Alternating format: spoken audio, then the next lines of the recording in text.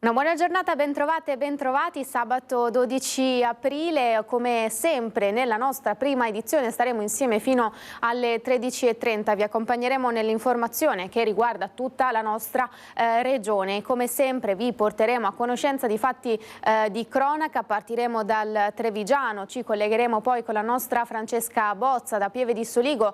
Lo avrete sentito, è stata anche l'apertura del nostro telegiornale di Treviso ieri sera del caso dell'assessore di origine marocchina a cui è stato negato un affitto proprio perché straniero. Avremo in collegamento il sindaco Soldan con la nostra Francesca Boste e Simone Merlo, che stanno sentendo anche l'umore tra i residenti, i cittadini di Pieve di Soligo, per anche portare la solidarietà da parte loro al loro assessore. Poi avremo delle novità sul caso Resinovic direttamente da Trieste, un caso che dal regionale si è per sua propagazione è arrivato anche a livello nazionale. Ci sono ovviamente degli sviluppi non indifferenti, perché è arrivato l'avviso di garanzia al marito di Liliana Resinovic, che risulta attualmente indagato, e quindi ci collegheremo anche con i nostri colleghi proprio da Trieste per capire nel dettaglio gli sviluppi sul caso. E come dicevo, cominciamo intanto dalla cronaca, andiamo a Castelfranco, dove ieri pomeriggio c'è stata paura e violenza nel centro città. Un 45enne con numerosi precedenti alle spalle per vari reati ha rapinato un connazionale dell'orologio che aveva al polso. Avete visto l'immagine. Vista però la resistenza messa in atto dalla vittima, il rapinatore lo ha sfregiato al collo con una lattina di birra tagliata, facendolo cadere a terra in una pozza di sangue. Le urla dei presenti hanno attirato l'attenzione di una pattuglia della polizia locale nei paraggi. Gli agenti hanno subito soccorso l'uomo. Vedendolo a terra, il rapinatore, alla vista delle divise della locale, si è immediatamente dato alla fuga a piedi con la refurtiva. La pattuglia si è subito messa all'inseguimento, correndo dietro al fuggitivo che se la dava a gambe levate. Il rapinatore alla fine è stato placcato dagli agenti all'altezza della piazza ed atterrato. Nel frattempo sul posto è arrivata anche una pattuglia oltre appunto alla pattuglia della polizia locale, è arrivata anche in supporto l'ambulanza che ha soccorso medicalmente l'uomo. Fortunatamente la ferita riportata non era profonda e non ha toccato parti vitali. Il rapinatore, ammanettato, è stato portato al comando della polizia locale, sottoposto a fotosegnalamento e perquisito. Addosso gli sono stati ritrovati sia l'orologio della vittima sia della refurtiva precedentemente asportata da un negozio della città. Per il 45enne le accuse sono di rapina, lesioni e furto. E poi ci spostiamo invece a Conegliano per un'operazione antidroga operata dalla polizia. Bloccati due spacciatori nigeriani di 37 e 42 anni. Nelle ultime settimane gli indagati sono stati notati in svariate circostanze e consegnavano la droga agli acquirenti dopo averli raggiunti in bici, estraendo le dosi proprio dalla bocca e consegnandole velocemente attraverso i finestrini delle auto dei clienti, molti dei quali sono stati segnalati alla prefettura a seguito dell'immediato ritiro della patente di guida.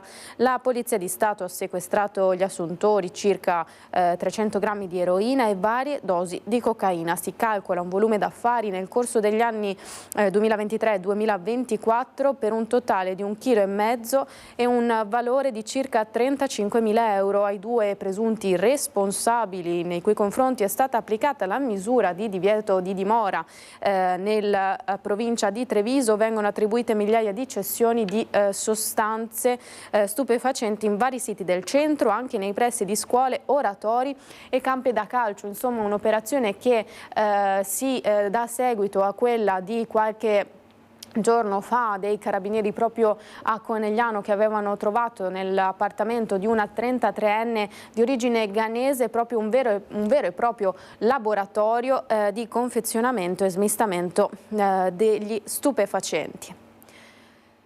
Siamo ora in grado di collegarci con il nostro Filippo Fois, che vedo già in bassa diffusione. Siamo a Mestre per un fatto di cronaca che ci porta appunto nella vicina città che ha abbastanza sconvolto tutto l'intero paese. Parliamo infatti di una bambina, anzi una ragazzina di 11 anni seguita probabilmente da un fissa dimora da cui è stata violentata sessualmente. Il 45enne è stato ora arrestato. Tutti i dettagli con te, Filippo, buongiorno.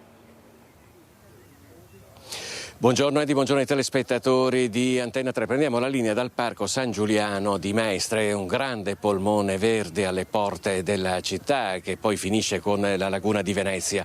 Qui vedete alle mie spalle c'è un ponte ciclopedonale che è quello che viene utilizzato dai mestrini per venire a trascorrere il tempo qui in questo polmone verde alle porte della città, e soprattutto in queste giornate di primavera il parco è frequentatissimo anche da tanti bambini, da tanti giovani e giovanissimi, ed è qui che da questo parco che stava rientrando presumibilmente, da quello che sappiamo le prime informazioni sono ancora non troppo precise, i fatti si risalgono a giovedì pomeriggio ma sono stati resi noti solamente in queste ore. La ragazzina, come detto, di 11 anni, quindi giovanissima, una bambina, stava rientrando a casa. Al di là del ponte c'è Viale San Marco, è stata inseguita da questo uomo che poi le avrebbe tentato di usarle violenza.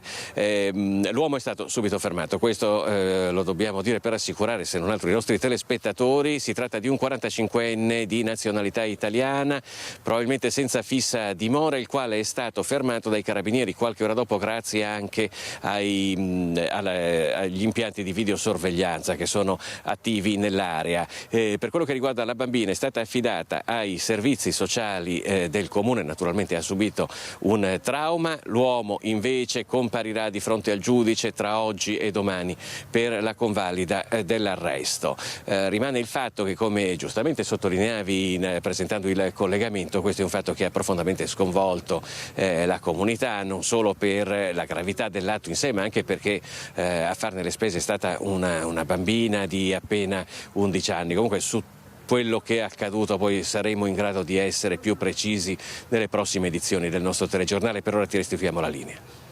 Grazie Filippo per questi aggiornamenti, e ci troviamo purtroppo ad aprire una pagina dedicata alla violenza sulle donne. Siamo a Padova, a 21 anni il giovane arrestato dalla polizia con l'accusa di maltrattamenti in famiglia. Gli agenti lo hanno bloccato mentre tentava di sfondare la porta della stanza dove si era barricata la madre con una delle sorelle. Sentiamo.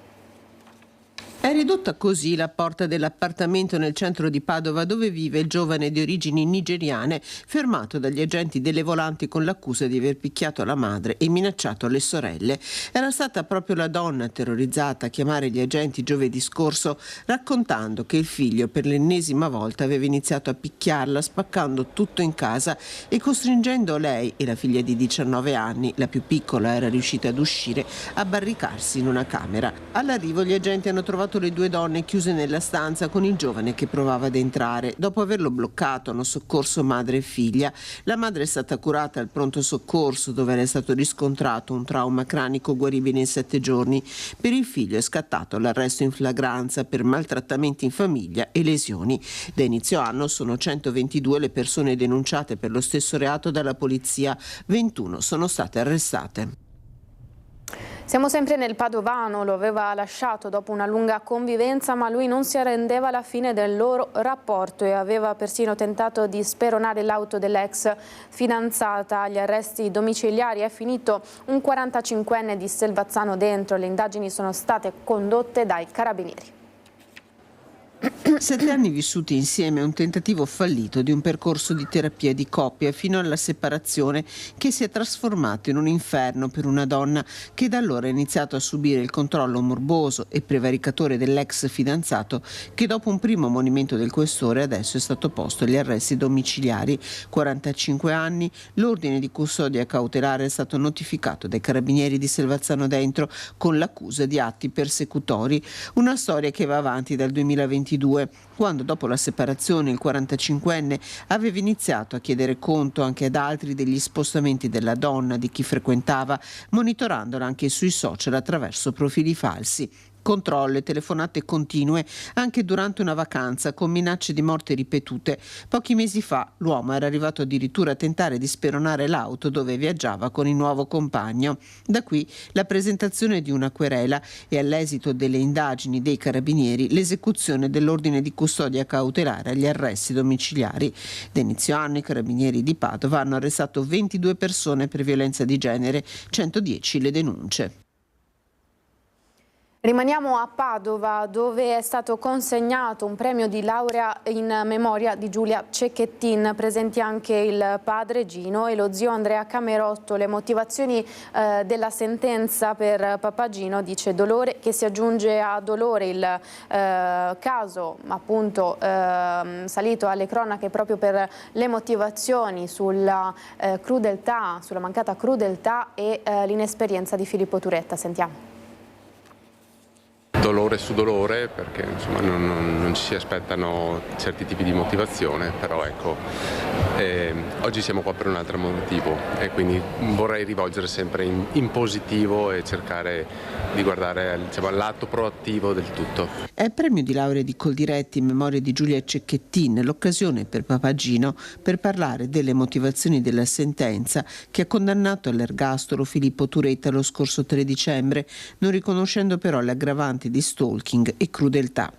Se papà Gino conserva l'estrema pacatezza che conosciamo, più diretto è lo zio Andrea Camerotto, presente perché socio di Coldiretti. L'ho scritto 76 coltellate anziché 75. Non sono in grado di giudicare chi lo fa per lavoro, chi ha studiato per dare queste motivazioni. Non ne ho le competenze. Ma sono cose che fanno veramente male. Mi chiedo se con un tipo di linguaggio del genere si possa dire che da domani lui sarà esperto, visto che nella prima occasione era inesperto, inadeguato, nella seconda occasione dovesse esserci, e speriamo di no, possa essere esperto. La ferita sanguina ancora e se la giustizia prosegue il suo corso, ci sono infatti 45 giorni di tempo perché la difesa o la pubblica accusa possono ricorrere in appello contro la sentenza che altrimenti diventerà definitiva, continua anche il lavoro della Fondazione Giulia Cecchettin, alla quale papà Gino sta dedicando ogni energia, sperando dal prossimo anno di portare l'educazione affettiva nelle scuole. Una ferita che si riapre anche parlando di laurea. Oggi ne ho viste tantissime lauree, in particolar modo ovviamente non posso non essere triste per quel momento che ci è stato negato, e quindi, però è anche giusto festeggiare la laurea di altre ragazze e sono felice di festeggiare con loro. Un sogno da vedere realizzato. Parlavo proprio con gli studenti poco fa e dobbiamo avere sogni. Il mio è quello di arrivare al 31 dicembre quando la conta di quei femminicidi è ancora zero, ma anche un sogno di poter realizzare la felicità dei miei figli. Dalla violenza alle discriminazioni, siamo a Pieve di Soligo con la nostra Francesca Bozza perché torniamo sul caso dell'assessore di origine marocchina a cui è stato negato di fatto un affitto. C'è la nostra Francesca Bozza collegata con il sindaco Soldan. Buongiorno Francesca. Buongiorno Edi, buongiorno ai telespettatori. Sì, insieme a Simone Merlo con noi il sindaco Stefano Soldan. Buongiorno sindaco, buongiorno. Grazie. Buongiorno a voi.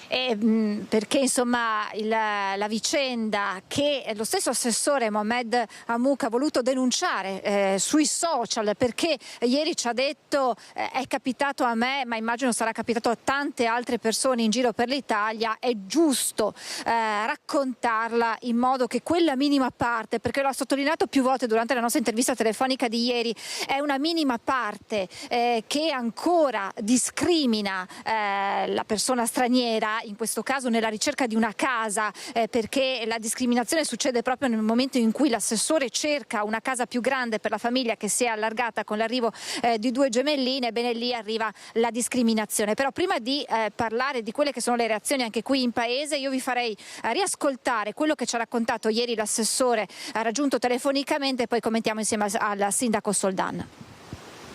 Per la prima volta in vita mia mi sono sentito discriminato nella mia città dove sono cresciuto, dove 35 anni di vita li ho passati qua. Una discriminazione che Mohamed Hamouk, assessore al turismo del comune di Pieve di Soligo, ha vissuto durante la ricerca di una nuova casa più grande per la sua famiglia. Mi sono sentito dire che dai proprietari, dopo avermi conosciuto, dopo essere trovato anche l'accordo economico, dopo aver firmato un precontratto, quindi tutto era in linea, un ripensamento con l'esclamazione miei marocchini non affitto, della serie come se tutti i marocchini sono di tutto nervo un fascio. Una risposta, quella del proprietario di un immobile che ha pietrificato l'assessore, mi ha turbato molto. Mi sono chiesto se non ho fatto abbastanza, se non sono abbastanza italiano. Mi ha un po' demoralizzato, nel senso non me l'aspettavo, ecco, una risposta così. Se mi avessero detto no, guarda, ho scelto un'altra persona, o anche a comprare una bugia, avrei preferito. Hamouk è nato in Marocco ma cresciuto a Pieve di Soligo, dove ha frequentato tutte le scuole. Racconta: non ho mai avuto nessun problema qui. Grazie ai pievigini sono riuscito a creare il mio percorso personale, professionale e adesso anche politico. Sono impegnato nel mondo sociale e delle associazioni. Però ci sono piccole percentuali che secondo me hanno bisogno in più di dialogo per conoscere chi sia davanti, ecco, per riuscire anche a essere in un modo un po' più coeso e meno discriminatorio. Questo tipo di pregiudizio di standard penso nel 2025 non debba esserci, ecco. È una minima parte, perché per fortuna è una città dove sono sempre trovato bene, dove i cittadini mi accolgono sempre in maniera positiva, quindi non ho mai avuto questi problemi. Però per la prima volta c'è stato qualcuno che si è fatto un po' trane inganno, ecco, mi piacerebbe usare questo termine, da notizie, e ha fatto sì che la mia possibilità di un immobile un po' più adeguato alle mie esigenze della nuova famiglia venga escluso, non per un discorso reddituale o per altre scelte, ma solo perché le mie origini non sono origini venete. Questa mattina, racconta ancora l'assessore, mentre stavo partecipando ad una cerimonia, quando ho sentito l'inno di Mameli avevo il cuore che batteva, ribadendo così il suo attaccamento all'Italia e alla regione che lo ha accolto 35 anni fa. Mi sono veneto, non permetto che certe persone, perché purtroppo hanno una visione limitata. Mohamed Hamouk ha deciso di denunciare quanto gli è successo con un post sui social. E come è successo a me, sono sicuro che succede anche in altre parti d'Italia. L'assessore continuerà la ricerca di una nuova casa, ma è certo che non sarà fuori dalla sua Pieve. Assolutamente no, Pieve di Soligo non è la mia città, sono cresciuto qua, non mi sposterò mai, perché come ho detto i pievigini sono le persone meravigliose, ho sempre trovato il massimo supporto e disponibilità.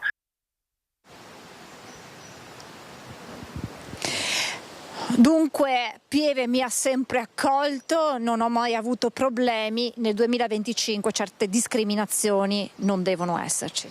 Sì, sicuramente no. Io volevo manifestare nei confronti di Momo, del nostro assessore, la piena solidarietà dell'amministrazione e la mia personale, perché sono personalmente dispiaciuto del fatto che in un momento di felicità, in cui ci raccontava nelle settimane scorse che aveva finalmente trovato una casa più grande per la sua famiglia, purtroppo questa situazione abbia avuto un epilogo non felice, soprattutto con una motivazione che ferisce la nostra comunità, che è una comunità che invece vuole portare avanti i valori dell'integrazione, riconoscendo a tutte le comunità che hanno fatto grande con il loro lavoro comunque questo territorio, perché ricordo che nei decenni scorsi, quando avevamo bisogno di manodopera e di persone, le persone sono venute a lavorare nelle nostre fabbriche. Oggi hanno aperto attività, c'è chi come Momo è diventato anche assessore, proprio perché fin da giovanissimo si è impegnato nel tessuto sociale della nostra Pieve di Soligo. Lui ce l'ha detto addirittura in Veneto, Misso Veneto, proprio per segnare questo legame in una città che l'ha accolto 35 anni fa, dove ha frequentato l'asilo, tutte le scuole, nella quale è impegnato con il suo lavoro, dove sta facendo crescere la sua famiglia politicamente, ma anche nell'associazionismo, perché lui ha un ruolo importante anche in tal senso, Sindaco. Sì, lui fa parte di alcune associazioni culturali di Pieve di Soligo, ma poi svolge anche un ruolo proprio finalizzato a livello nazionale, è presidente dell'Associazione dei Marocchini in Italia, proprio per ridurre sempre meno le situazioni di attrito e di emarginazione da parte delle persone e fare in maniera che ci sia un rapporto corretto tra le comunità. Su tanti episodi in cui c'erano delle situazioni un po' complesse, il suo aiuto è stato fondamentale per riuscire a parlare con determinate persone, quindi ci dispiace che sia venuta proprio qui a Pieve di Soligo una situazione di questo tipo per una persona che per Pieve di Soligo in questi 35 anni ha comunque dato prova di essere un cittadino a tutti i titoli. Insomma, l'assessore Amuka ha detto è una minima parte, ma anche questa minima parte va in qualche modo guidata e aiutata a combattere questo tipo di discriminazione. Beh, io credo che non sia minima, sia piccolissima, spero che così lo sia, perché stiamo facendo tutti un lavoro straordinario per parlare e portare qui i turisti, creare ulteriore valore aggiunto e soprattutto limare con il tempo anche aspetti di tradizioni e di culture diverse. Lo facciamo con manifestazioni, lo abbiamo fatto nelle scorse amministrazioni, lo stiamo riproponendo. Il rapporto con le comunità straniere è sempre franco e diretto e quando ci sono dei problemi che richiedono l'intervento del sindaco questo avviene sempre con puntualità e ho sempre trovato anche risposta. Ecco, c'è un mondo che forse non ha ancora compreso il cambiamento, comunque il fatto che dobbiamo vivere tutti sulla stessa terra, dobbiamo riconoscere a chi sbaglia le giuste pene, le giuste punizioni come facciamo quotidianamente, io lo faccio con i carabinieri, con le forze dell'ordine, confrontandomi proprio per richiamare chi non rispetta le regole. Alle persone invece che si sono integrate e che rispettano le regole credo non vadano fatte assolutamente nessuna forma di distinguo o di distinzione rispetto a essere un italiano. Grazie al sindaco Stefano Soldan. Passeggiando per raggiungere il sindaco insieme a Simone Merlo abbiamo avvicinato diverse persone che hanno detto tutti la stessa cosa. Pieve di Soligo non è un paese razzista ma è un paese accogliente e da Pieve di Soligo è tutto. Se non hai domande ti restituisco la linea. Grazie Francesca, grazie anche al sindaco, al contributo tecnico di Simone Merlo. Noi proseguiamo con la cronaca, andiamo nel Bellunese perché è stato ritrovato il corpo dell'escursionista 59enne residente sul Nevegale di cui si erano perse le tracce una decina di giorni fa. I familiari avevano dato l'allarme, il corpo è stato trovato solo nelle scorse ore. Purtroppo hanno trovato la persona, può raccontarci un po' lo svolgimento delle operazioni, come si è arrivato a individuarlo? Allora, innanzitutto è stata trovata la macchina al sentiero di accesso per il Monte Sperone, presso il parcheggio. Successivamente, con un sorvolo che è stato fatto con l'elicottero dell'Air Service, abbiamo trovato in cima alla Croce di Susin la sua firma, la firma purtroppo dell'escursionista che era arrivato il 1° aprile. A individuare in un canalone, circa 100 metri sotto la Croce di Susin, verso la Croce di Marassa, il corpo di Luca Andriolo, il 59enne veneziano di nascita ma bellunese di adozione, è stato l'equipaggio dell'elicottero Drago 149 dei Vigili del Fuoco del reparto Volo di Venezia. La montagna che amava lo ha tradito, la discesa dalla Croce di Susin gli è stata fatale. A fare la segnalazione della scomparsa la sorella Doretta, che abita a Preganziolo e che aveva pubblicato un appello su Facebook. Dopo 10 giorni senza notizie, che si trattasse di un allontanamento volontario è stato escluso quando i carabinieri hanno rinvenuto la sua auto parcheggiata all'inizio del sentiero per il Monte Sperone. Da quel momento sono state avviate le operazioni di ricerca che hanno coinvolto oltre 20 vigili del fuoco, unità cinofile e volontari, oltre al personale del soccorso alpino, anche della Guardia di Finanza. La salma è stata individuata una cinquantina di metri sotto il sentiero, con copertura del corpo da parte di foglie, il che ci fa pensare in effetti che lui sia caduto da più giorni. I familiari sono stati tenuti in caserma, lontani dal luogo del ritrovamento. L'equipaggio dell'elicottero Drago ha proceduto al recupero della salma, che poi è stata messa a disposizione dell'autorità giudiziaria. Sono stati disposti autopsia ed esami tossicologici sul cadavere di Alessio Milan, trentenne originario di Treviso, nel Moglianese per la precisione, trovato morto in mare a Grignano nel Golfo di Trieste. La sua morte rimane avvolta nel mistero.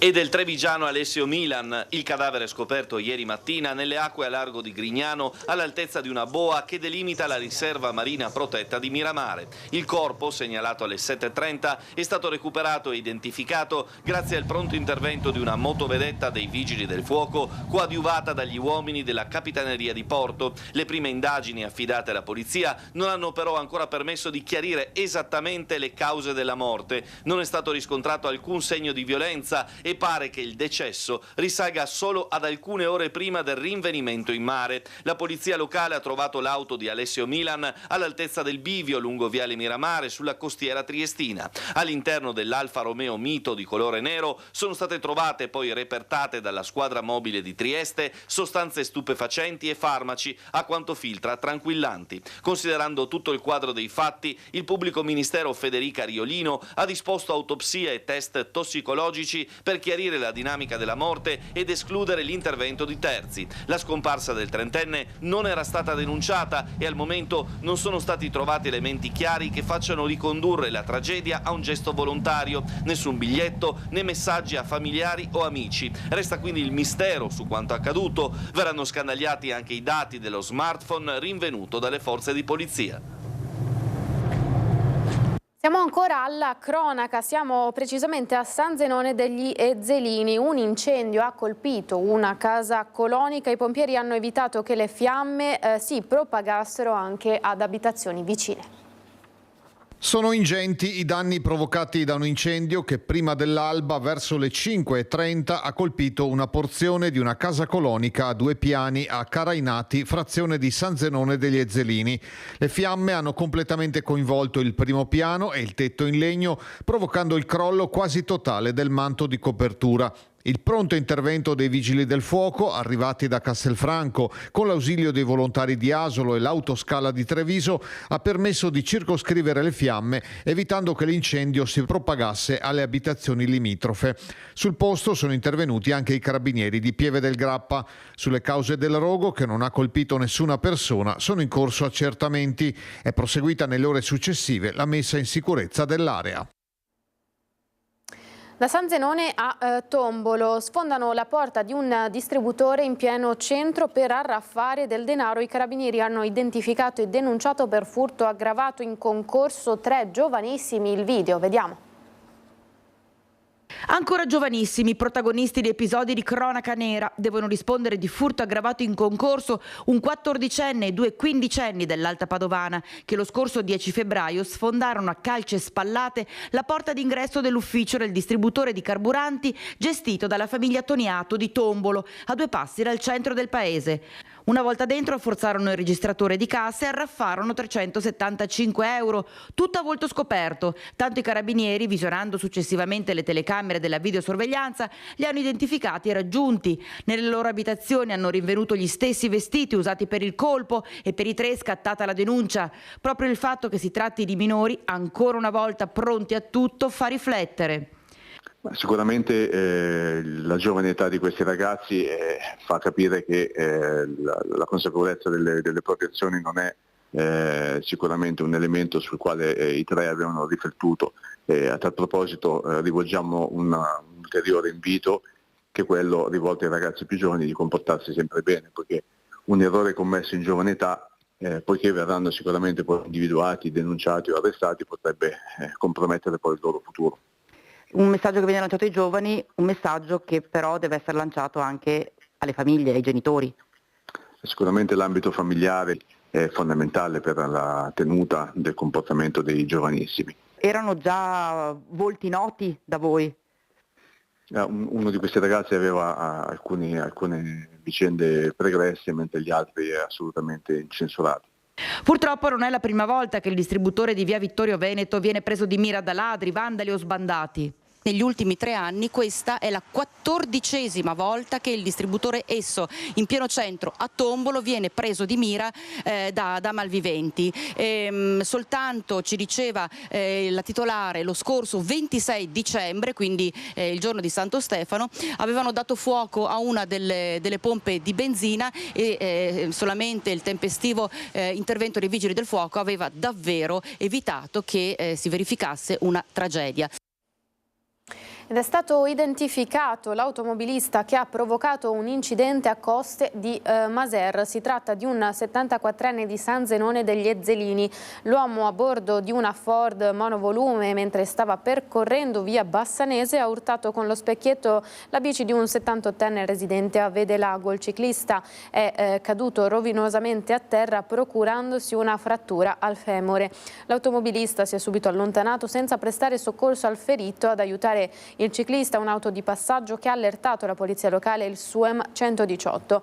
È stato lui a fornire alcuni particolari della macchina e il numero parziale della targa. Le indagini, grazie anche alle immagini delle telecamere di videosorveglianza, hanno portato all'identificazione dell'uomo, che rischia ora la reclusione e la sospensione della patente. Ricordiamo che oltre a questo caso, proprio a Riese Pio X, quindi non distante insomma dalla zona, un altro ciclista era stato urtato, anche questo un anziano urtato, caduto a terra, aveva perso del sangue, è stato soccorso dai passanti, ovviamente anche dall'ambulanza e dalla polizia locale che l'ha raggiunto, e lo speronatore sostanzialmente non si è fermato a prestare soccorso, è scappato, e ovviamente proseguono le indagini della polizia anche su questo caso. Eravamo in via Montegrappa a Riese Pio X.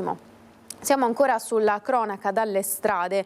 Un tir che trasportava una ruspa ha danneggiato il sovrappasso lungo la Feltrina Cornuda. La regionale è chiusa fino alla prossima settimana. Sono stati pesanti infatti le ripercussioni sul traffico nella giornata di ieri.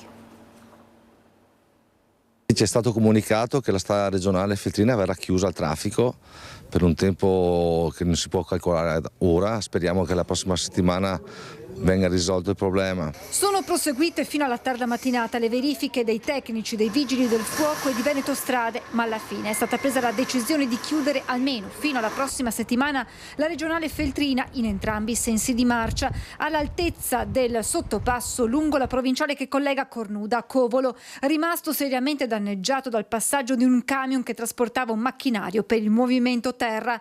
Intorno alle 11 il mezzo pesante transitato sotto il tunnel sarebbe stato il gomito della Benna ad urtare l'architrave del sovrapassaggio, causando gravi danni.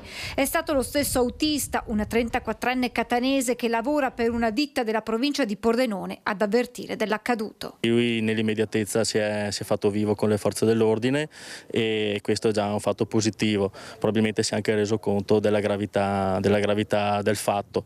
Certo che adesso mettere in campo tutta una serie di interventi sia di sistemazione che di viabilità diventa veramente impegnativo, sono più comuni coinvolti. Sul posto sono arrivati i vigili del fuoco, i carabinieri e i tecnici di Veneto Strade, insieme ai sindaci di Cornuda e Pederobba, i due comuni direttamente interessati dal danneggiamento e i cui centri abitati pagheranno le conseguenze maggiori sul fronte traffico, destinato ad aumentare nei prossimi giorni in vista delle festività pasquali. È costata cara questa distrazione, perché purtroppo ha portato delle conseguenze sul traffico locale importante, nel senso che la direttrice nord-sud sulla regionale Feltrina è bloccata sostanzialmente, sta attraversando i centri abitati portando il disagio che tutti possiamo immaginare. Una disattenzione importante da parte di chi guidava il mezzo, che non ha tenuto conto probabilmente del carico che aveva dietro e delle strade su cui doveva transitare.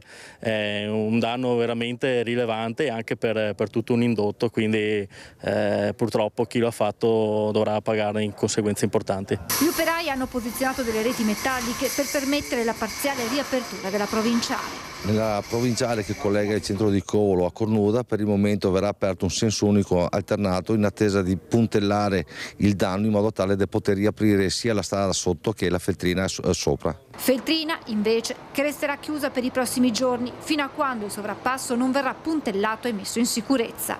Si può auspicare un'apertura per Pasqua?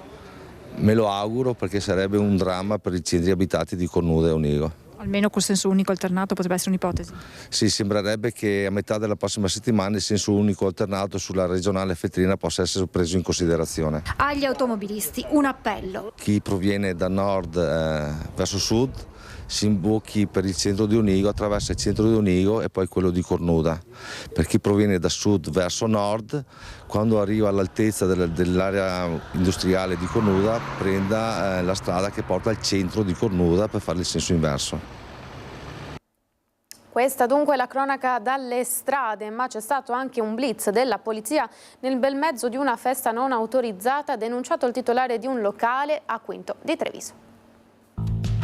Una festa con 400 persone che ballavano in un esercizio pubblico nella zona industriale a Quinto di Treviso. All'improvviso sono entrati i poliziotti e il personale di Vigili del Fuoco. Luci accese e musica spenta. Il festino non era autorizzato. Il locale è stato sanzionato e il titolare denunciato. Sulla carta infatti la capienza consentita era di 150 persone, ma nel corso del blitz gli avventori presenti erano quasi 3 volte tanti. È già scattata una sanzione di diverse migliaia di euro, mentre il titolare è stato denunciato per la mancata osservanza delle prescrizioni imposte dall'autorità di pubblica sicurezza in relazione alla capienza del locale. L'intervento ha avuto origine dall'istruttoria portata avanti dalla divisione di polizia amministrativa della Questura di Treviso, da cui è risultato che presso il locale, pur privo della licenza di pubblico spettacolo, si svolgevano dei veri e propri party con la presenza di diverse centinaia di persone. I successivi controlli amministrativi infatti hanno confermato la situazione di sovraffollamento all'interno dell'esercizio pubblico, con una situazione di notevole pericolo per l'incolumità pubblica degli avventori. La Questura, oltre a denunciare il titolare dell'esercizio pubblico, ha segnalato il locale ai fini dell'eventuale revoca delle autorizzazioni amministrative. Con questo noi ci fermiamo, qualche istante di pubblicità, tra poco.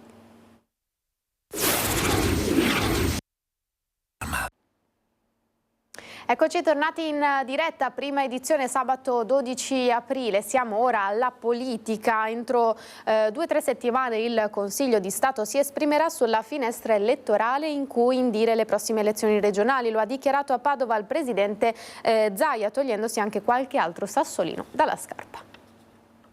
La legge regionale dice che le elezioni si convocano nella finestra primaverile. Questa è la legge regionale. La legge nazionale dice che le elezioni si convocano entro 60 giorni dalla fine del 5° anno di amministrazione. I nostri tecnici dicono dobbiamo chiarire quale delle due va bene, visto e considerato che noi abbiamo questa finestra strana a causa Covid, quindi scadiamo a settembre 2025, quindi avremo più 60 giorni, perché giustamente i tecnici dicono se le convochiamo in primavera potrebbe essere che a elezioni fatte qualcuno magari che le ha perse le impugna e ci fa tornare ad elezioni, e viceversa, se convochiamo in ottobre qualcuno potrebbe dire ma dovevate convocarle in primavera, magari fanno l'impugnativa e si torna a votare. E solo che i tecnici, che hanno tutto il tempo e se lo possono prendere, vogliono una risposta dal Consiglio di Stato rispetto a qual è delle due norme che va rispettata, appunto. E quando decideranno i tecnici? Ma io penso, guardi, prendiamo l'ipotesi più vicina a noi, l'autunno 2025. Siamo semplicemente ad aprile, immagino che il Consiglio di Stato nel giro di 1 settimana, 2 settimane, 3 settimane, i primi di maggio darà una risposta. Da maggio per convocare le elezioni a ottobre, novembre, quello che sarà, perché oltre novembre non si può andare, ci si mette veramente poco, quindi sono tutti i tempi, calmi tutti, perché non è che uno bypassa le elezioni. A me spiace che si prendano in giro i cittadini. Così il presidente del Veneto Luca Zaia, quindi si parla di elezioni, si parla di regionali, e intanto oggi è partito il via alla mobilitazione di tutto il centro-sinistra presente nelle piazze con tantissimi gazebo che poi è un'iniziativa di chiamata popolare sostanzialmente proprio alla partecipazione politica. Il centro-sinistra invita infatti la cittadinanza a recarsi appunto in piazza e ad esprimere quali sono le problematiche, quali sono le richieste che la politica dovrebbe assolvere, così da stilare un programma elettorale che abbia come focus proprio i bisogni dei cittadini. E ha raggiunto questa mattina presto il segretario regionale del Partito Democratico Andrea Martella, il nostro Filippo Fois. Vediamo. Martella, quanti banchetti come questi ci sono oggi in Veneto? Oggi in Veneto c'è una bella campagna che ha mobilitato molti nostri iscritti, volontari e anche quelli delle altre forze politiche. Ci sono circa 170 banchetti tra oggi e domani e insomma nelle principali città e anche in molti comuni piccoli, a dimostrazione che stiamo facendo un lavoro diffuso e che questo lavoro continuerà. Ecco, non si tratta solamente di propaganda, naturalmente politica, si tratta anche di testare quali sono le esigenze dei cittadini, adesso del dopo Zaia, del Veneto che voi vi candidate a costruire una volta passate le prossime elezioni. Parlavo con i cittadini, guardavo le risposte che danno qui a Marghera e poi le vedremo dalle altre parti. Al primo posto c'è la sanità, poi c'è il caro vita, poi c'è il trasporto pubblico locale. Tutti temi, qualcuno potrà dire ma che immaginavate ci fossero, sì certo, tutti i temi sui quali stiamo lavorando per costruire una proposta programmatica, ma era molto importante ed è molto importante sentire i sentimenti, le esigenze, i problemi dei cittadini e costruire un programma dal basso. Ed è quello che abbiamo voluto fare e che faremo in queste giornate alla luce del sole, in mezzo alle persone, per parlare appunto di lavoro, di ambiente, di caro vita e per sentire le proposte che ci vengono fatte. È sintomatico questo dato sulla sanità perché era uno dei cavalli di battaglia di Zaia, il fatto della sanità d'eccellenza del Veneto. Ma non c'è dubbio, però è uno dei problemi maggiormente sentiti dai cittadini perché per i cittadini oggi è più difficile accedere alle cure per problemi legati alle liste d'attesa che sono lunghissime, per i problemi legati al fatto che il personale medico sanitario se ne va dagli ospedali e questo impedisce la possibilità di erogare i servizi ai cittadini in tempi certi. La sanità ha problemi per i medici di base che sono pochi, ha problemi per l'affollamento dei pronto soccorso, ha problemi perché ci sono risorse finanziarie che non sono sufficienti, non sono adeguate. Noi pensiamo che dovrebbero essere di più anche a livello nazionale, che ci dovrebbe essere un piano straordinario di assunzione di medici e di infermieri. Oggi in Veneto, per chi ha la possibilità di farsi curare, ci sono ovviamente luoghi buoni e di eccellenza, ma sono troppi i cittadini che non riescono ad accedere alle cure o quelli che per farlo devono pagare e pagando si indebitano e questo è lesivo di quelli che sono i diritti dei cittadini, anche di quello che è previsto nella nostra Costituzione. Si sta parlando naturalmente e inevitabilmente anche di chi sarà il candidato della coalizione di centrosinistra alle prossime elezioni regionali, si era parlato di Crisanti, si era parlato di Achille Variati, ieri è uscito anche il nome della dottoressa Viola, quanto c'è di vero in questo? Allora, noi abbiamo deciso, contrariamente al centrodestra, di fare un percorso diverso. Non siamo partiti dai nomi o dalle liti sui nomi, ma dal programma, dal tenere insieme una coalizione molto vasta di tutte le forze politiche del centrosinistra e di fare in modo che il nome sia la conseguenza di questo lavoro, cioè il nome che rappresenta al meglio questa alleanza. È un nome che dobbiamo ancora scegliere, per il momento sono in corso valutazioni, interlocuzioni, come è stato anche dichiarato, è una scelta che faremo nelle prossime settimane. Certo. Io vorrei chiedere, scusi, a questo vostro militante, se si gira, aspetti che lo avvicini un fuori programma, scusi, se ne può dare uno per cortesia di questi, così lo facciamo vedere anche ai telespettatori. Ritorno dal senatore Martella, giustamente siamo al mercato ed è pieno di gente, eccoci qui, vedete questi sono i grandi temi per il Veneto di domani, quelli sui quali i cittadini sono chiamati ad esprimersi, per cui bisogna segnare, ho votato anch'io, devo dire la verità, per segnalare quelle che sono le 3 priorità. Abbiamo messo 10 temi.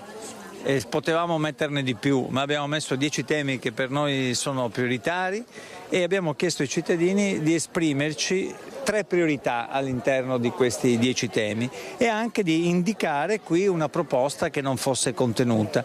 E i temi, come ho detto, vanno dall'ambiente al sociale per non lasciare indietro nessuno, a un lavoro dignitoso e sicuro che favorisca anche la parità di genere, al problema del futuro dei giovani.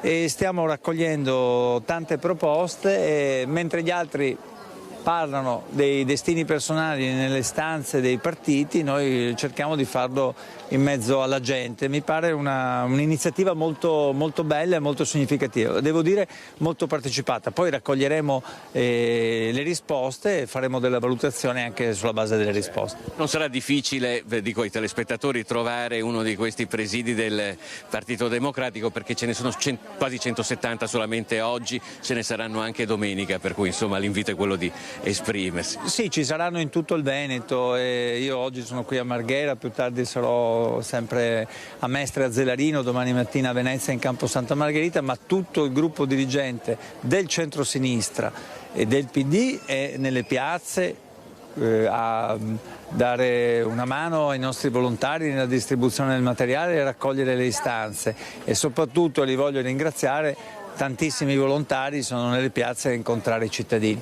Questo è un punto di forza del Partito Democratico e del centro-sinistra. Grazie al senatore Martella e restituiamo la linea allo studio. Da Marghera subito a Possagno, dove c'è per noi la nostra Vanessa Banzato in compagnia del sindaco di Possagno, Valerio Favero, che ha firmato un'ordinanza per la demolizione dovuta a un muro pericolante che insomma sta facendo discutere non poco la città. Vanessa, buongiorno. Buongiorno a te Eddie, vi trovo infatti, come hai appena detto tu, con il sindaco di Possagno Valerio Favero, e ci troviamo proprio davanti a quello che si può definire il muro della discordia. Perché? Perché durante alcuni lavori di ristrutturazione della parte più antica dell'Istituto Cavanis, quindi si tratta di una struttura privata, è rimasto su questo muro esterno, solo che ha cominciato a crollare, e lei ha deciso di firmare questa ordinanza, nonostante anche la sovrintendenza però si sia messa di traverso. Sì, allora io ho firmato un'ordinanza di abbattimento di un tratto di quel muro perché ho avuto una relazione da parte del mio ufficio tecnico dopo un sopralluogo anche dei vigili del fuoco, dove si constatava appunto la grossa pericolosità per l'incolumità delle persone passando vicino a quel muro e per le case a fianco a quel muro, in particolar modo di un segmento di muro rimasto in piedi dopo il franamento di una parte appunto di quel muro. La sovrintendenza aveva chiesto di mantenere la facciata esterna di questo edificio, che sottolineo è un edificio che ha un vincolo paesaggistico come praticamente tutti gli altri edifici del mio comune, e non ha un vincolo monumentale, tant'è che appunto è stata fatta una valutazione proprio dalla sovrintendenza che lo ha dichiarato non monumentale. Quindi è franato purtroppo per probabilmente una instabilità della muratura una parte di questo muro. Franata quella, ne è rimasta in piedi un'altra fetta che era davvero molto molto pericolosa, tant'è che poi oltretutto nei prossimi giorni ha messo pioggia, e quindi con la pioggia il rischio è ancora più alto. Io non me la sono sentita, nel senso, soprattutto il mio ufficio tecnico non se l'è sentita, e con la relazione ben circostanziata che ha fatto mi ha chiesto di procedere all'ordinanza. Io ho proceduto con l'ordinanza di abbattimento di quella parte del muro. Ecco, c'è da dire, vogliamo ricordare anche come si sono espressi gli stessi vigili del fuoco quando sono venuti a fare la visione del muro. Sì, quando sono entrati l'espressione è stata: ci sembra essere tornati all'Aquila. Ecco. Quindi questo è più che eloquente. Sì. Tra l'altro c'è anche una questione legata proprio, si parla tanto di infortuni sul lavoro, di incidenti sul lavoro, qui il rischio è che le persone che lavorano per sistemare questo muro rimangano coinvolte in maniera negativa. Certo, sicuramente. Allora, abbiamo già visto collassare una parte di muro in maniera autonoma. Se dei lavoratori fossero lì sotto, per fortuna non è successo niente con la prima parte, adesso vedremo assieme alla sovrintendenza cosa decideremo e cosa verrà deciso, però insomma la sicurezza secondo me va prima di tutto, la sicurezza sul lavoro e la sicurezza anche dei miei cittadini che passano qui vicino e delle case che ci sono attorno. E una parte di muro viene già abbattuta in giornata e la restante, ecco, ci sono i tempi anche per il sopralluogo della sovrintendenza? Allora, sicuramente il sopralluogo della sovrintendenza sarà a breve, da quello che mi hanno comunicato in maniera informale, già lunedì saranno qui, quindi a verificare la situazione, e quindi vedranno anche loro con i propri occhi la situazione qual è. La parte, quella come dicevo prima, quella più pericolante, più esterna, rimasta da sola, alta quasi 8-9 metri e per un fronte di 5-6 metri, 10 metri, quella hanno dovuto abbatterla subito perché era troppo pericolosa. Troppo pericolosa. Insomma, adesso attendiamo la settimana prossima per capire quando la sovrintendenza e soprattutto quale decisione prenderà la stessa sovrintendenza. Ma in ogni caso spetterà a lei l'ultima parola, perché se si tratta di una parete totalmente pericolante, sindaco. Sì, certo. Allora, io farò in modo in tutto e per tutto per cercare di mantenere tutto quello che è che si può, esattamente, ma se c'è una questione di sicurezza per le persone, per me prima contano le persone.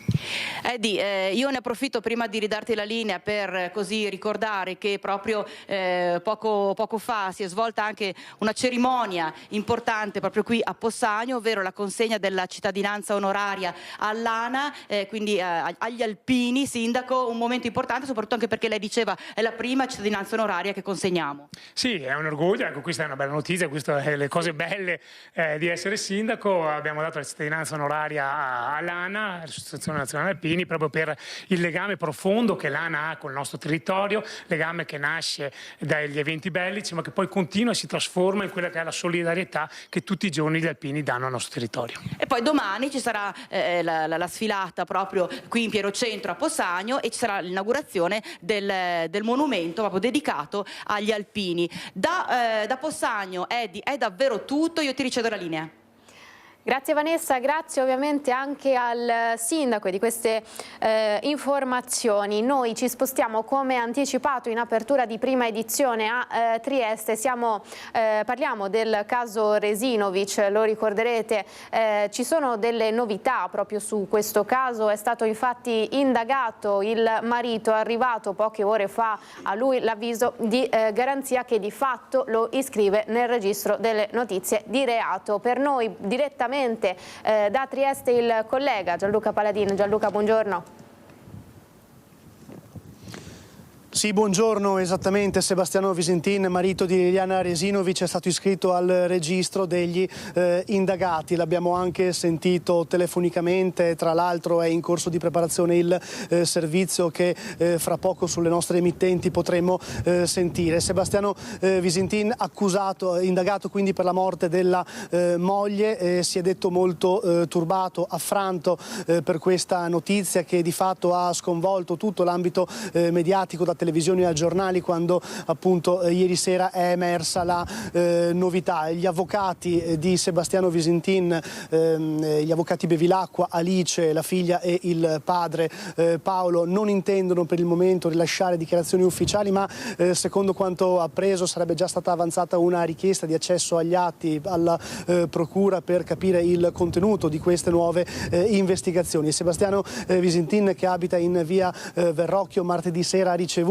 la visita della Polizia di Stato e della Polizia Scientifica. Gli uomini della Polizia sono arrivati in serata e sono stati per gran parte della notte nell'appartamento per mettere in atto la perquisizione, mentre appunto era presente il marito di Liliana. Dicevamo, l'abbiamo sentito al telefono, ovviamente il suo stato emotivo è molto provato, secondo quanto ovviamente ci ha riferito. Ha detto: un conto è sapere di essere indagati, un conto è essere accusati della morte di mia moglie, ma poi ha aggiunto anche altri particolari, perché l'abbiamo sentito al telefono, proprio perché Sebastiano in questo momento non è a Trieste, non è a casa sua, bensì è andato in Austria per una gita. Queste le ultime parole che possiamo riportare. Così ha aggiunto Visintin: nel pomeriggio farò una sauna con gli amici e poi la cena. Da 30 anni siamo sempre gli stessi amici, facciamo le solite cose, si mangia, si beve, un tuffo nel lago gelato tira su di morale. Ci sono anche delle belle signorine, ha aggiunto Sebastiano, e alla domanda su quando tornerà a Trieste risponde: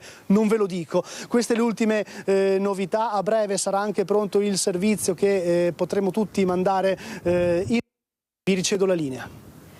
Grazie Gianluca per questi aggiornamenti, ovviamente anche nei nostri telegiornali durante appunto le edizioni regionali, ovviamente anche quella di Treviso. Seguiremo poi la vicenda e capiremo anche se ci saranno sviluppi nel corso della giornata a riguardo. Grazie intanto per queste ultime informazioni. Noi invece adesso ci spostiamo nel Vicentino per il quarto Bomba Day in meno di 3 anni. Sono 120 le persone che infatti domani saranno evacuate a Montebello Vicentino per consentire le operazioni di desplottamento. Tutto partirà alle 7:30 del mattino e sul posto per parlare e darci tutti gli aggiornamenti del caso con il sindaco Dino Magnabosco per noi c'è il nostro Daniele Garbin.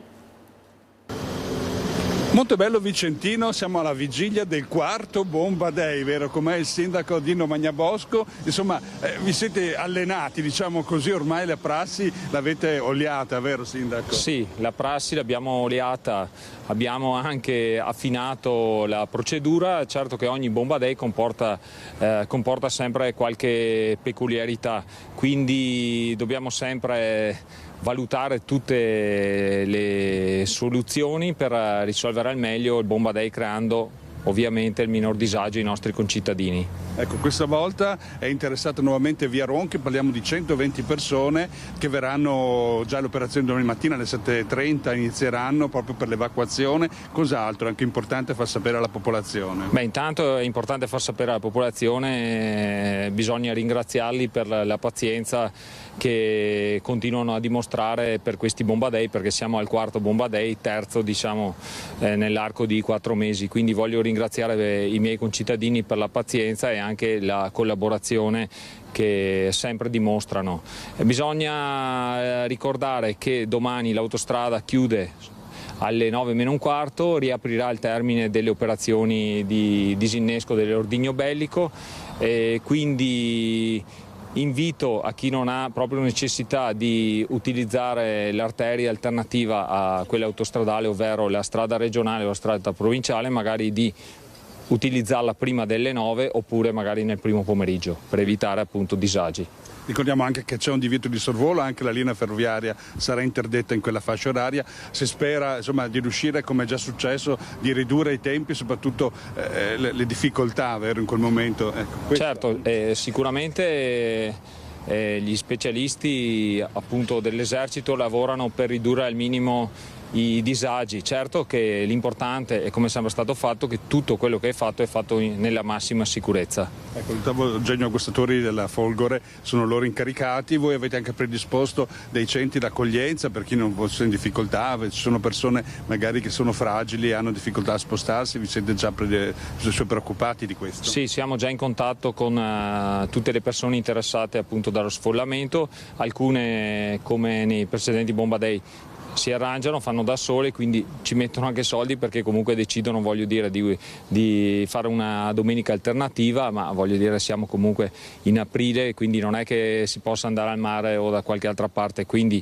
hanno deciso di fare autonomamente, altri ci hanno chiesto aiuto, quindi noi domani apriremo la biblioteca e la casa di riposo sarà a disposizione per accogliere le persone che lo vogliano. Io con l'occasione vorrei ringraziare, a parte appunto l'esercito e l'ottavo genio guastatori, anche tutte le forze dell'ordine impegnate come in ogni Bomba Day, quindi Polizia di Stato, Carabinieri, Guardia di Finanza, e spero di non dimenticare qualcun altro, ma vorrei ringraziare anche la macchina operativa della Protezione Civile perché muove più di 100-150 volontari che decidono di passare la domenica, per quanto bella è Montebello, ma Montebello Vicentino, per garantire l'incolumità di tutti. Quindi grazie a tutti coloro che domani parteciperanno al quarto Bomba Day. Senta, prima di salutarla, purtroppo bisogna dire che non è escluso, vero, che potrebbe ripetersi, c'è ancora un tratto nella vostra competenza, come andrà? Sì, c'è ancora un piccolo tratto da bonificare, purtroppo è un tratto dove i bombardamenti sono stati pesanti, siamo proprio a ridosso, voglio dire, del ponte ferroviario, quindi c'è questa, non dico remota, c'è questa possibilità, speriamo non si concretizzi almeno nel mio territorio, dopo magari da Montecchio, sicuramente a Vicenza ce ne saranno altre, ma speriamo bene, abbiamo già dato noi. Così insomma dal Vicentino noi andiamo in pubblicità qualche minuto e poi torniamo in diretta tra poco. Eccoci tornati in diretta prima edizione insieme ancora per una mezz'ora. Siamo ora arrivati al momento di collegarci con il nostro Lucio Zanato che si trova alla quarta fiera dell'orientamento, la fiera dove i ragazzi di fatto scelgono il loro futuro. Vedo Lucio collegato. Lucio, buongiorno, con te moltissimi ospiti. Buongiorno Edi, buongiorno ai telespettatori di Antena 3, sono al Palamaser e siamo, come hai detto giustamente tu, alla quarta edizione di questo momento di orientamento per i giovani. Siamo venuti qui perché vogliamo capire se i giovani e anche le famiglie tornano a una manualità oppure se la tecnologia è ancora preponderante. Però cominciamo con i padroni di casa, ovvero con Daniele De Zen, che è l'assessore ai servizi sociali del comune di Maser, che da 4 anni ospita questo evento. Un po' il polso della situazione di questa quarta edizione. Sì, questa quarta edizione è un consolidamento appunto del lavoro che abbiamo iniziato 4 anni fa e Maser, nello spirito di collaborazione, è ben lieta di mettere a disposizione questa struttura che ha gli spazi necessari per svolgere questo evento. Ecco, voi siete il centro di un accordo tra i diversi comuni della Pedemontana? Certo, questo risultato viene grazie appunto a una collaborazione e quindi è lo spirito di collaborazione che porta a questi risultati. Anche perché è un investimento, cioè formare questi ragazzi, i vostri ragazzi, perché poi magari rimangono nel territorio, perché un tema è quello proprio che si formano ma poi vanno via.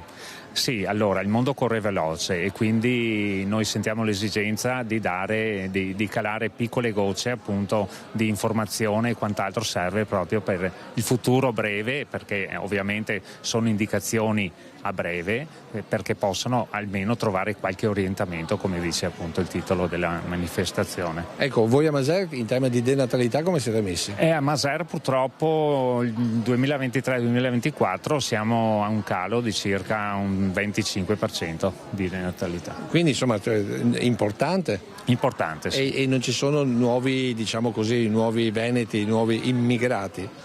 No, nuovi immigrati no, anche perché abbiamo un territorio abbastanza stabile e sostenibile e quindi non abbiamo costruzioni particolari che possono magari ospitare o far crescere numeri importanti magari di immigrati, insomma è abbastanza sostenibile. Quindi insomma è un tema la denatalità da voi? È un tema, almeno spero che sia terminato, ma purtroppo è un tema. No, comunque il 2025 è partito abbastanza bene. Quindi c'è qualche nato in più? Sì, perché teniamo sempre l'anagrafe sotto monitoraggio. Ma è vero che in questi comuni è sempre festa quando c'è un nuovo nato, perché vuol dire stare in piedi? Per l'amministrazione è vero, ogni volta che arriva la notizia che c'è un nuovo nato, devo dire che si accoglie con molta gioia. Ecco, questo per dire intanto da dove partiamo, cioè da una denatalità importante, mentre qui abbiamo l'assessore Andrea Canin del comune di Asolo che di fatto è l'organizzatore di questo evento. Intanto quante scuole, c'è un aumento, c'è adesione da parte degli istituti? Allora abbiamo 21 scuole presenti e confermiamo il numero dell'anno scorso.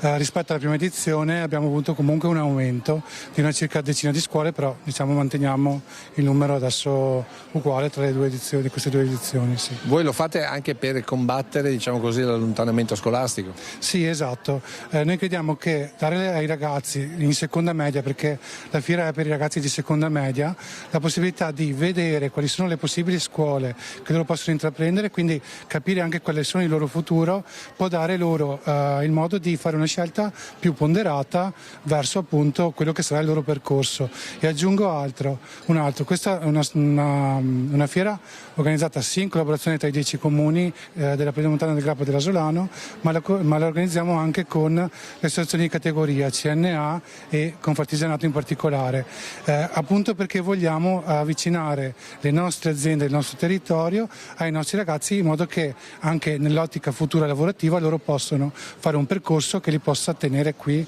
nel nostro territorio. Ecco, questa è una fiera solo per, i genitori del comprensorio o è aperta a tutti? No, è aperta a tutti, ovviamente è dedicata soprattutto ai genitori dei nostri comuni, però in realtà vediamo anche dai dati che raccogliamo, abbiamo un reach quasi provinciale, oserei dire, perché abbiamo anche persone che vengono da Paese, ad esempio da Treviso anche l'anno scorso, quindi bene o male abbiamo un bel afflusso di genitori. Ecco, ricordiamo che è aperta anche oggi pomeriggio, anche domani. Sì, esatto. Oggi pomeriggio tra l'altro c'è un evento dedicato ai genitori per aiutarli a capire come aiutare i propri figli a fare la scelta, e domani mattina invece l'ingresso è libero. Ecco, quindi per i genitori che sono all'ascolto e che magari stanno cercando di capire dove aiutare il figlio nella scelta dell'istituto scolastico successivo alle medie inferiori, questa è un'ottima idea. E adesso parliamo invece con diciamo così, la presidente di una delle scuole qui presenti, ovvero dell'Irigem, Cinzia Battistello. Questi ragazzi cercano nelle scuole più manualità o più tecnologia? Cercano un loro futuro, cercano tecnologia, cercano manualità, cercano una professionalità. Ecco appunto, una professionalità che si sta spostando più verso quelli che una volta erano i lavori, chiamiamoli umili, oppure deve essere comunque sempre di alto livello, quindi un apporto tecnologico anche se uno ci mette le mani? Io sono dell'idea che tutti i lavori hanno la loro dignità, ci sono lavori che richiedono più manualità, più abilità pratiche, ma ci sono lavori che richiedono anche il saper organizzarsi, il saper utilizzare le nuove tecnologie, e questo succede in tutte le professioni. Ecco, quando arriva una famiglia e un figlio, chi sceglie? Cioè chi è che di solito ha le idee più chiare? Diciamo che è difficile avere le idee chiare, e il suggerimento che noi di solito diamo alle famiglie, perché è importante che sia una scelta fatta in famiglia, è quella di visitare queste fiere dell'orientamento e quella di visitare le varie scuole, di parlare con i professori, di parlare con gli allievi che stanno frequentando la scuola, e poi se hanno anche l'opportunità di andare a visitare aziende del territorio, possono veramente farsi un'idea di quello che potrebbe essere il loro futuro. Ecco, voi offrite sia manualità, perché c'è il corso dedicato alla bellezza, quindi a tutti, diciamo così, ai lavori legati al corpo, ma offrite anche molta tecnologia. Diciamo le ragazze sono più orientate da una parte e i ragazzi dall'altra, oppure ormai non c'è più differenza dei sessi? Ma diciamo che c'è sempre un'inclinazione più verso il femminile nel settore del benessere, dove però, ribadisco, ci sono anche i ragazzi, mentre il settore dell'informatica di solito richiama più maschi. Ecco, allora un'altra domanda invece importante: ieri abbiamo seguito come telegiornale un incontro ad altissimo livello per quanto riguarda la cybersicurezza, perché il governo ha chiesto proprio con un'agenzia apposita anche alle nostre aziende di difendersi maggiormente da quelli che possono essere degli attacchi importanti, e la cybersicurezza è un altro degli elementi che vengono offerti da voi in questa fiera. Certo, perché è importante proteggersi. La nuova tecnologia non deve essere protagonista, deve solo essere uno strumento e deve essere utilizzato rispettando le regole. Guardando dal punto di vista degli educatori, la prossima generazione sarà ancora tanto tecnologica, oppure c'è anche un ritorno alla natura? Io direi che ci stupirà. E con questa risposta io, se non hai domande, ti restituisco la linea. Grazie mille Lucio, grazie anche ai tuoi ospiti. Riprendiamo la linea per parlare di un'associazione, una Onlus, la Caracol Olol Jackson Onlus, che ha sede a Vicenza. Adesso ne approfondiremo i temi, perché si offrono come assistenza sanitaria a chi non può permetterselo, però hanno anche tantissime iniziative culturali, e proprio per questo sono con noi Federica Orsolon, progettista sociale dell'associazione, e Icen Zuffellato, responsabile invece della rassegna culturale dell'associazione. Buongiorno a tutte e due, grazie di essere qui. Non abbiamo un ritorno audio, chiedo alla regia se riusciamo a ripristinarlo. Intanto chiedo, eccoci, forse ci siamo. Buongiorno. Eccoci. Federica si è frizzata in questo momento, quindi Icen, dimmi se pronuncio bene il tuo nome. Perfetto, ottimo. Sei responsabile della rassegna culturale dell'associazione Caracol Olol Jackson. Insomma, che cosa significa occuparsi di queste tematiche, di questi progetti, ma soprattutto spieghiamo che cosa fate all'associazione, perché è un'associazione che si occupa a tutto tondo delle persone che di fatto sono definite gli ultimi, le persone che non riescono ad andare alla stessa velocità, diciamo, delle altre. E quindi voi intervenite proprio per dare loro assistenza in questo senso.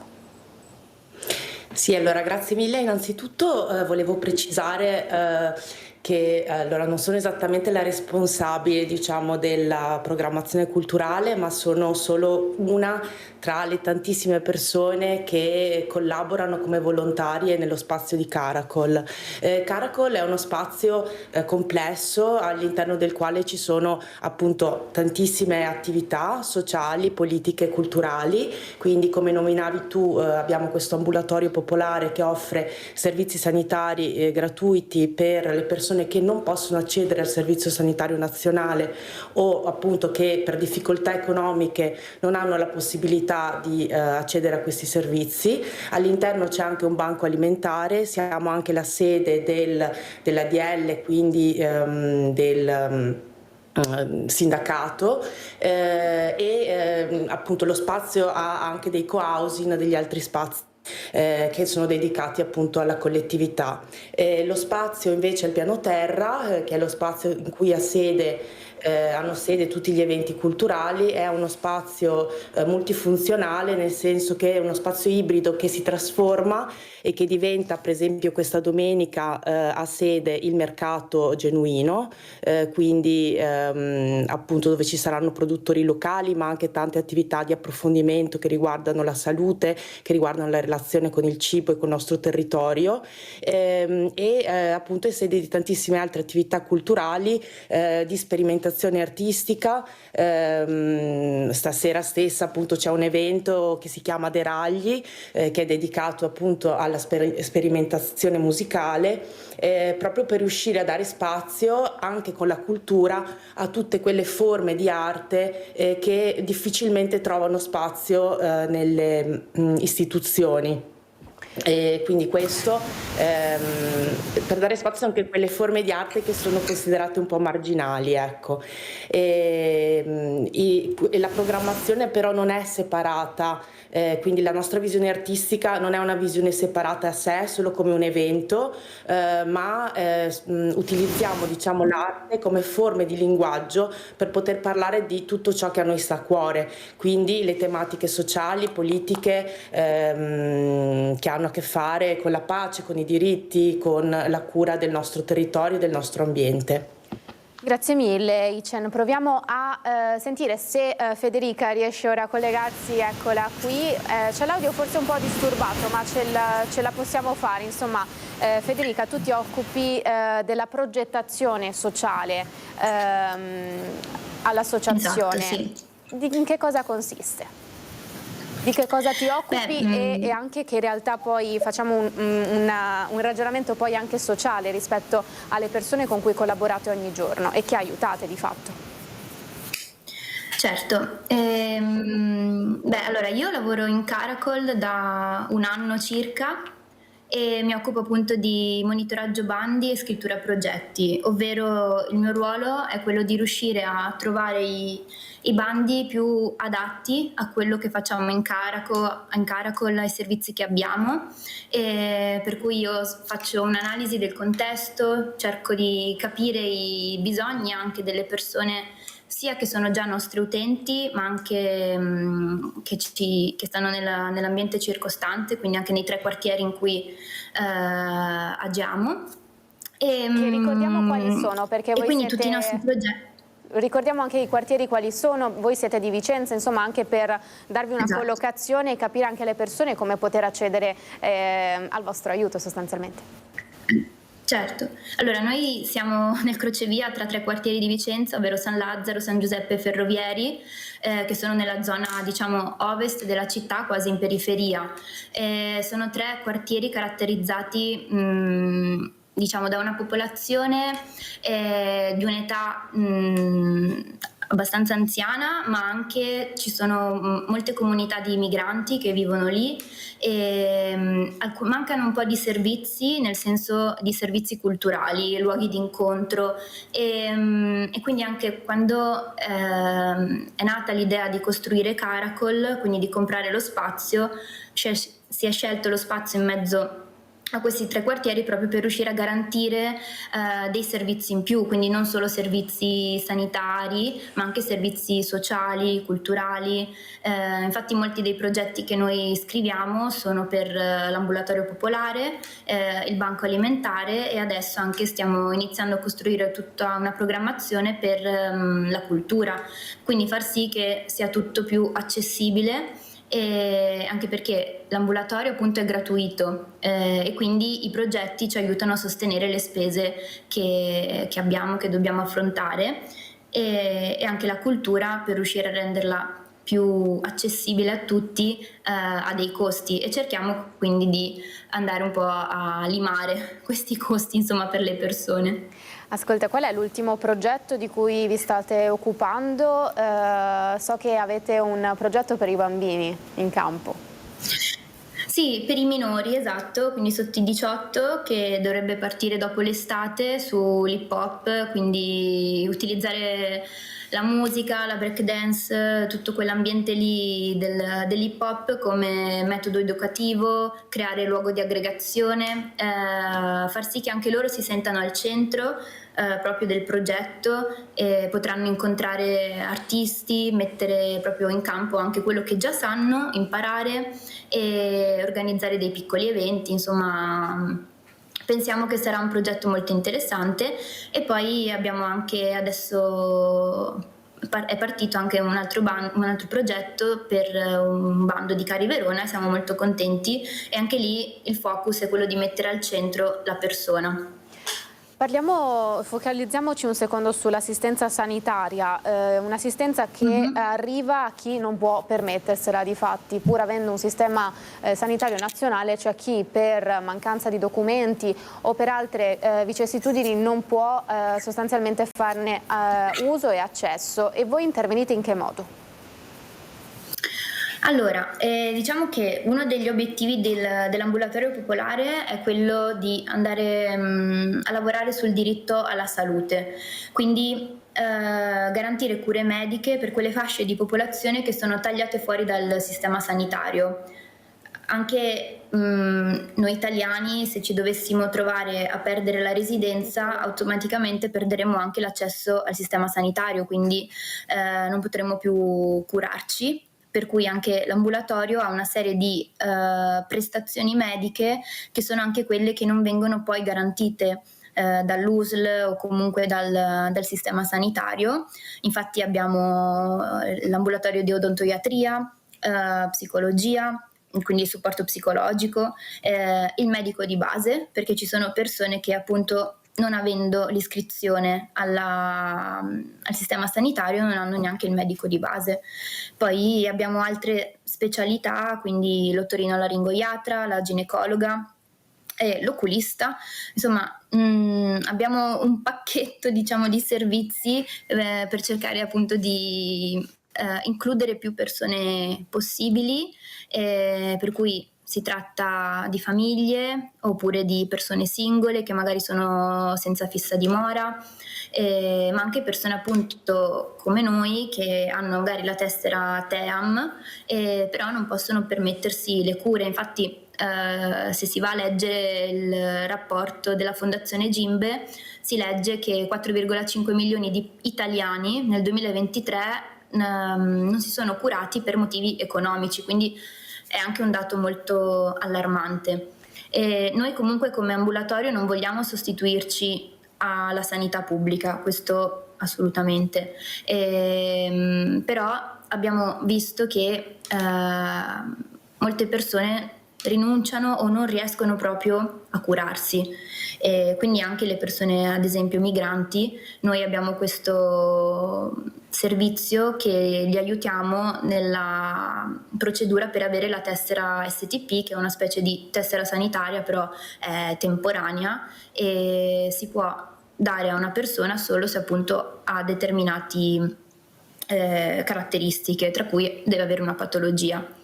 Poi ci tengo anche a precisare che tutti i nostri medici che collaborano con l'ambulatorio popolare Caracol sono tutti volontari, anche le ragazze, le signore che stanno allo sportello informativo e di accoglienza, anche loro siamo tutti volontari, quindi è anche bello vedere che persone che comunque alcune lavorano, altre sono in pensione, scelgono di dedicare qualche ora della settimana per gli altri. Certo. E poi con alcuni dei nostri utenti si è anche creato un rapporto che proprio vengono da noi perché vogliono restituire diciamo l'aiuto che gli abbiamo dato, quindi diventano a loro volta volontari, quindi anche questa è una cosa molto bella secondo me. Bellissimo. Chiedo ad entrambe, prima passo da te Icen, che cosa significa mettere a punto dei progetti, insomma, o comunque delle idee che si realizzano poi nel concreto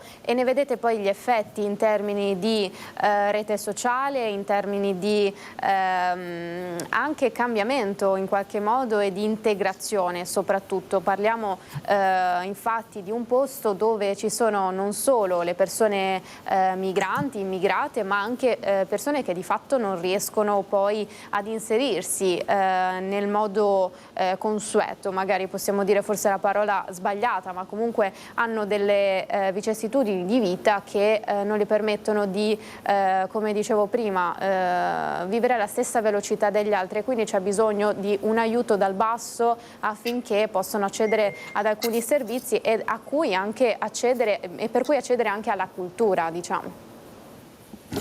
Allora, io posso dirti quello che penso che rappresenta per me Caracol, diciamo, che per me è quasi una sorta come se fosse un portale, no? In cui Caracol apre mondi per me, quindi apre, come dire, un immaginario che poi non è più solo un immaginario ma diventa concreto, della possibilità di un mondo diverso, quindi della possibilità in cui come dire, la diversità è un valore e la collettività è ciò che veramente ci dà la forza, no? E in questo, quindi sì, per questo dico lo spazio è molto complesso, perché pur essendo diviso in piani, ma lo spazio, come dire, si contamina uno con l'altro, no? Le pareti in qualche modo non esistono, proprio perché no, anche questa intersezione anche di temi, di culture, di persone che condividono il loro sapere, condividono il loro tempo, è davvero quello che secondo me dà forza a questo progetto, a questo sogno che è realtà però.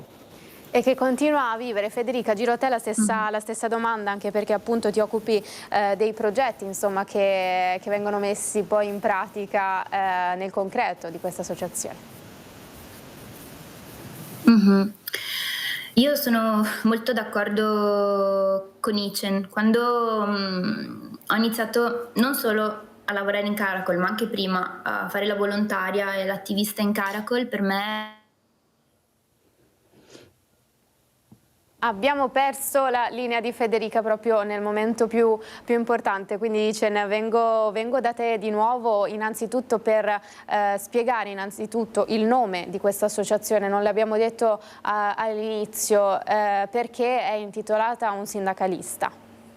Sì, allora è intitolata proprio a Olol Jackson, un attivista che è stato molto importante a Vicenza in varie lotte, tra cui anche la lotta al nodo al Molin, che è la base americana che si colloca a Vicenza. È una persona che io non ho avuto la fortuna di conoscere, ma a cui è proprio dedicato questo spazio. Mentre la prima parola Caracol è ispirata alle caracoles zapatiste, che sono delle forme di comunità autogestite secondo appunto questo pensiero politico zapatista, e in qualche modo quindi noi siamo proprio questa Caracoles che si trova a Vicenza e che ospita e che ha, diciamo, come idea principale la cura in tutti i sensi, la cura come rivoluzione. C'è un progetto, un'iniziativa che magari hai seguito anche in prima persona, da vicino, che ti è rimasta particolarmente a cuore perché ne hai visti poi anche gli effetti positivi che ha portato e che vuoi raccontarci? Allora, io posso parlarti personalmente di questa sfilata. Noi ogni anno organizziamo una sfilata a tema climatico che si chiama Sabotage. Quest'anno la sfilata si chiama Selva Insorta, che è stata dedicata proprio ai boschi liberati, il bosco Lanerossi e il bosco di Calte, che sono ormai stati liberati e occupati da circa un anno.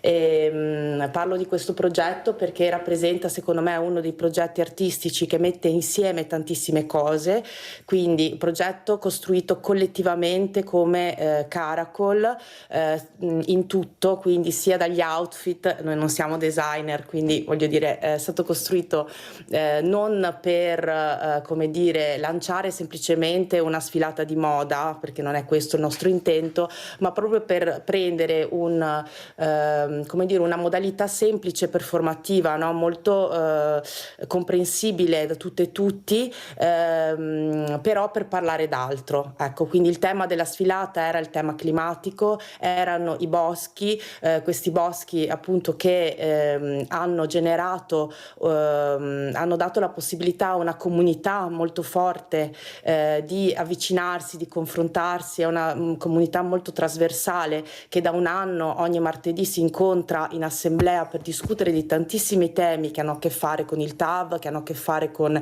il clima, che hanno a che fare con le nostre acque, la nostra terra. Ed ecco, trasformare questi temi in un evento invece di aggregazione, un evento anche ludico, anche divertente in un certo senso, che è proprio il concept della sfilata, per me adesso è stato l'evento più recente, per cui mi viene proprio da riportarlo come uno dei possibili esempi in cui il linguaggio artistico può diventare un linguaggio anche politico e sociale che crea comunità. Ecco, perché 32 persone che hanno sfilato, che tra di loro non si conoscevano, sono diventate una comunità di persone che in qualche modo hanno vissuto con intensità questo evento performativo per portare alla collettività un messaggio potente attraverso il linguaggio dell'arte, della moda, del vestito.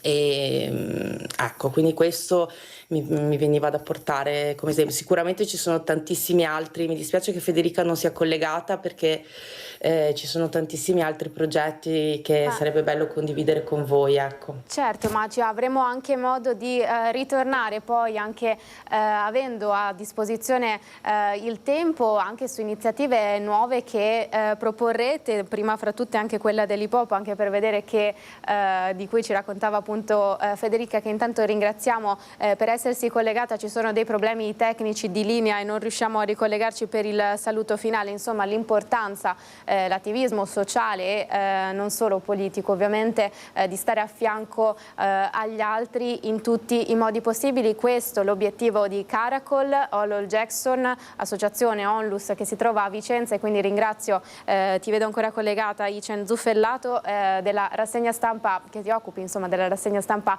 culturale di questa associazione. Abbiamo visto poi, eccola Federica, per un saluto finale, eccolo qui, prima di chiudere. Federica, se vuoi una frase telegrafica, giusto, siamo in chiusura per salutarci.